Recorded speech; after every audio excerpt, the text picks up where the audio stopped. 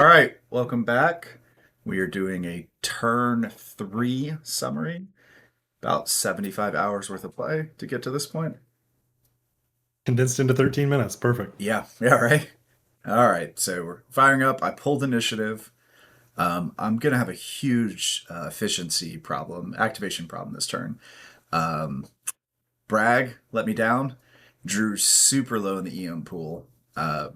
So I really needed a. I think I could have done something interesting pushing up that way on Sherman's flank, but just could not get the activations to do it. So this is really all Pawn's going to be able to. You don't know that at this point, obviously, but this is basically all Pawn's going to be able to do is get up because I think he was out of command maybe to Ruggles. Yeah, he's out of Yeah. command. So I think even with just one more activation of him, I could have done something a lot cooler. But here we are. Yes, you did end up committing here to at least pushing someone up that left flank, crossing Shiloh Branch at the little farm trail where you can get across with minimal impact. It does put you in that straight line, which is Yeah. not great for you, but you, with the initiative, you're catching me kind of unaware on the side. Yeah, the developers did a really good job of. There's still some randomness to the initiative, but I can throw a +1 into it if I use Beauregard. So it makes you feel maybe I don't know why a +1 feels incredible on a D10, but I'm like, I have a +1. Yeah, It's sure. guaranteed initiative, which almost assures when we play again that you will have initiative without a doubt. Yeah, because you said it. Yep. Oh, all right. So this is the southern push. Really, at this point, all I'm thinking is roads. Just use roads. I don't know what else to do. To get into the fight. Yeah. And it's a Um, distant threat, but it is a flank threat I'm going to have to start thinking about as you keep moving up the road.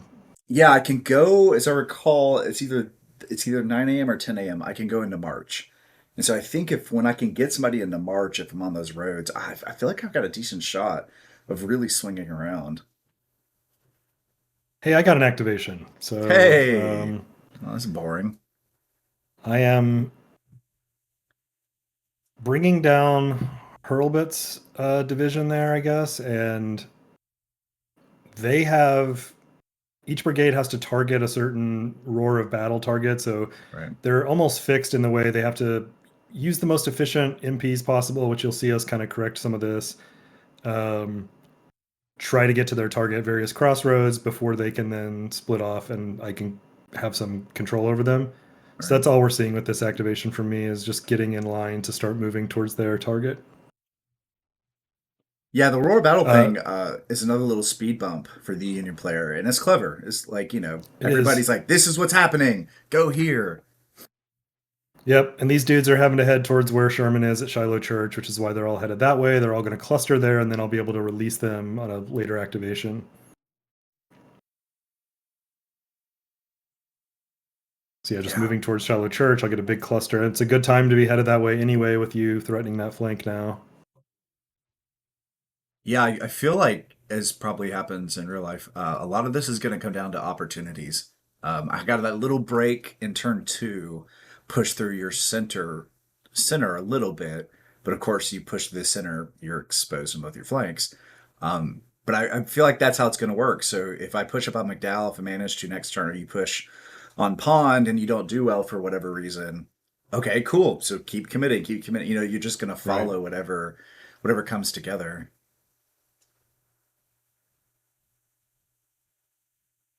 Yeah, we're all Oh yeah, got you guys all over yeah. I the was looking for place. my divisional assets there, so I'm all over Yeah, the place. All right, we're yeah, back to yeah, you moving again. yeah. We did figure out while we were playing. The rules weren't clear to me, anyways. This delay coming in. There's very strict how they have to come in for reinforcements. So Unit A must come in before Unit B, I assume for historical purposes. But in game mechanic purposes, that can be a little weird. So they do allow a delay that you can do to make it match. So I think it's kind of a split course, the reserve course. So they kind of come in piecemeal, like one third comes in, and then this independent artillery has to come in, then the rest of them come in. So we figured that out while we were playing eventually. We did. We kind of retconned it at the end, but it's all fine just to get you in efficiently or somewhat efficiently. Okay, this is important. This Yeah. is I drew here before you did on this right Mm-hmm. flank, and You might have more activations, I can't remember, but I was able to back up where you can't just run That's right. straight to Spain's field, which is a VP field for this turn.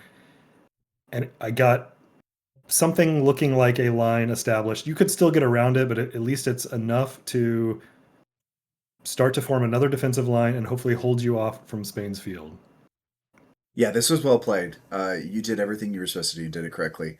You don't know this at this point, but Withers, like the green tops, they actually only have a single more activation. Had you not positioned there, I think there was a mathematical way I could have maybe touched Spain's field.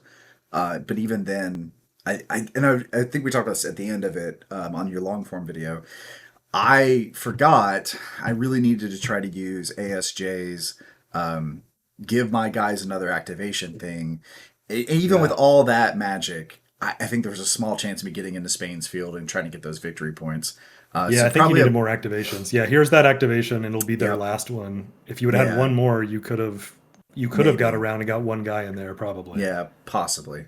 You don't know how many more activations I have That's there right. though to fight you off. That's exactly right. Yeah. So a lot of this game, which I really like about GBACW, is a bluffing game because you play. I know that that's it. Like I'm not doing anything else, but I can't let you know that, so I have to do everything and be like, "Oh yeah, I'm doing here. I'm pushing there. All that kind of stuff." Yep, in this area here, you had busted a hole in that line previously. I have rebuilt it to some degree, although it's Yeah. considerably weaker now. I've had a lot of units route off the board, and I'm not in great shape. Yeah, that center push, I think I'm going to get through, but it doesn't really matter. It's not really a game based, which I appreciate. I think is what makes it fun. It's not, oh, I killed 10 of your guys, you killed 8 of my guys, so I won. You did everything you needed to do. You slowed me down. I mean, I didn't get Yeah, Spain you'll make field, so me brigade combat ineffective, but that only counts at the very end of the game. So I could possibly right. get guys back before that even matters. Mm-hmm. Yeah. Yeah, no, so it's well played. I think you did everything you were supposed to do. I think you read the tea leaves correctly that I shouldn't fall back and make a mega line. Should make a line here and hold as long as I can, and that's what Prentice did. It worked out. So But many you'll end up dudes. running them off eventually. Yeah, and Yeah, here's I'm sure. continuing. I activated again with Hurl, but here I have to continue. Looks like they're headed towards Shiloh Church probably as well. This division or this brigade's headed down to that crossroads, which is good because I need them. I need to use them soon to back up Prentice. Yeah, yeah, no doubt. So many little dudes. Uh, and I don't know that it's not going to be in this video, not going to be able to tell, but we were finally trying to look back at that, the landing, not Parker's Landing, something called, whatever Pittsburgh landing, Landing, yeah, Pittsburgh Landing, thank you. And how, you there it can't is. pull, there's there it is, it's starting to move.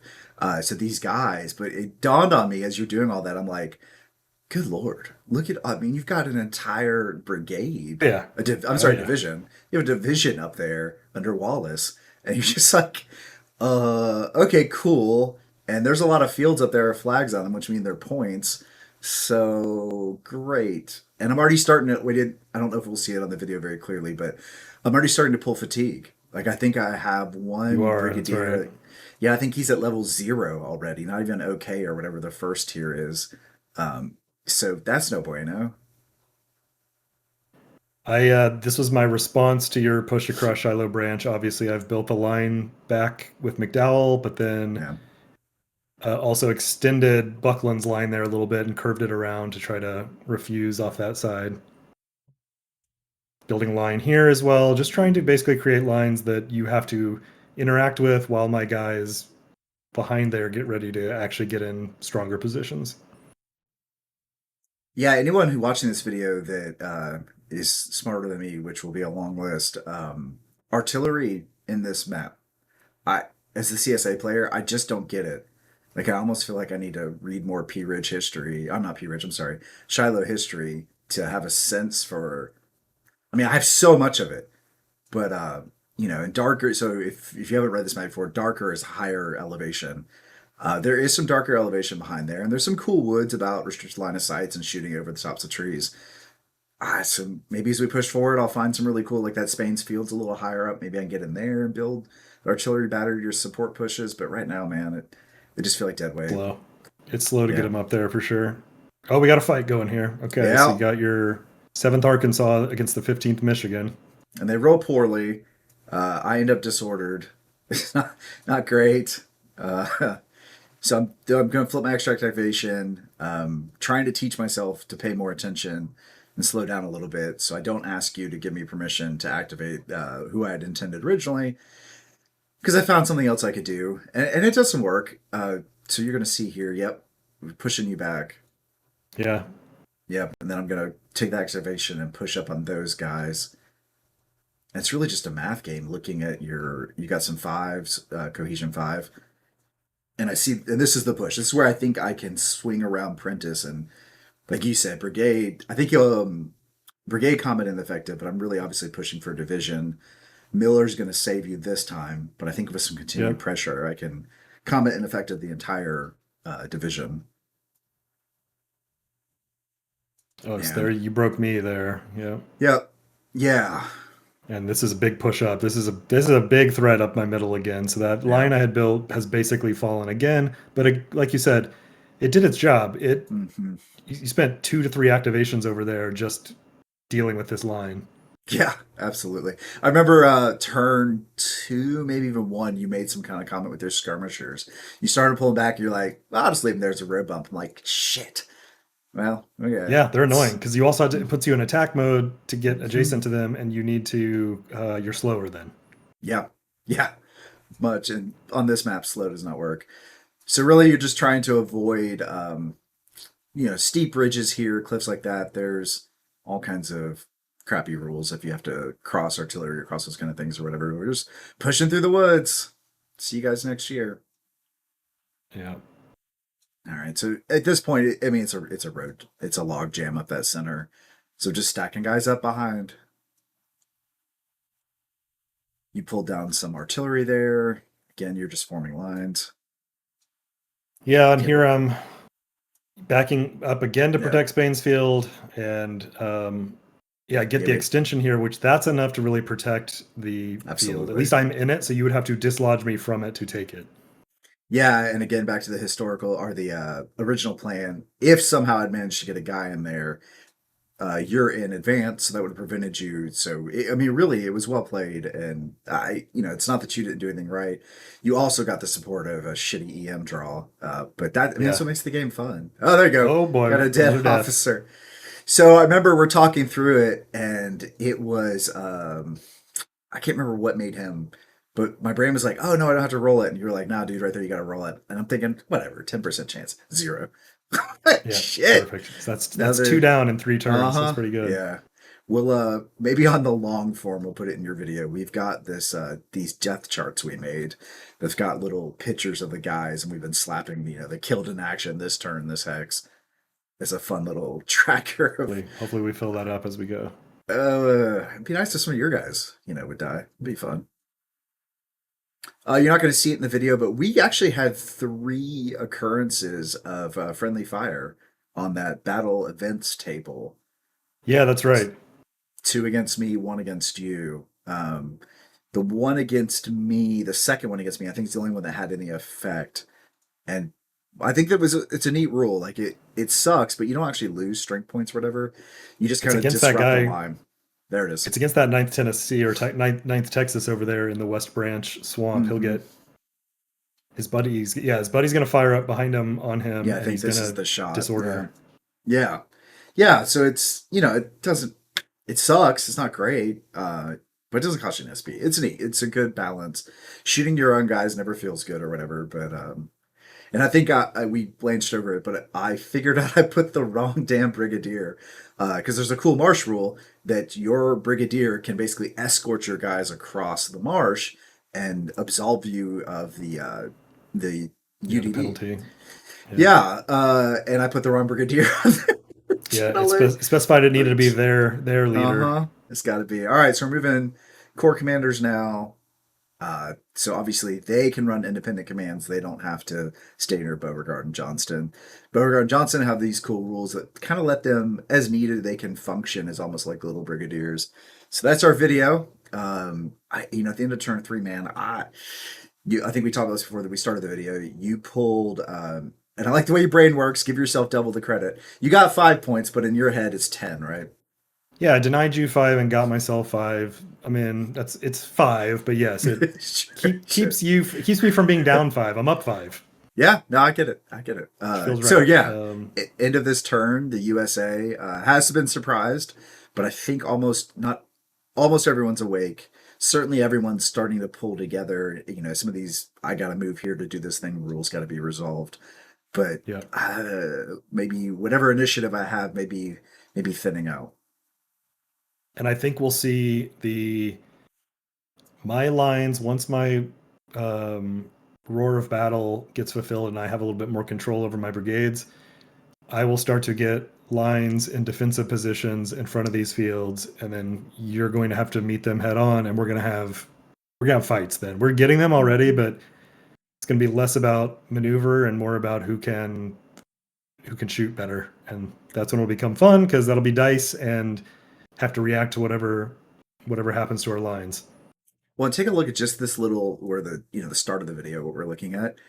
I don't think you have a guy on here, infantry anyways, that's not at least an 8. I True. mean, Yeah. No, 8, I have 12, a lot of 11, 11, units. 13, 12. And, they're G's or whatever, but, like, you've got a G7 down there.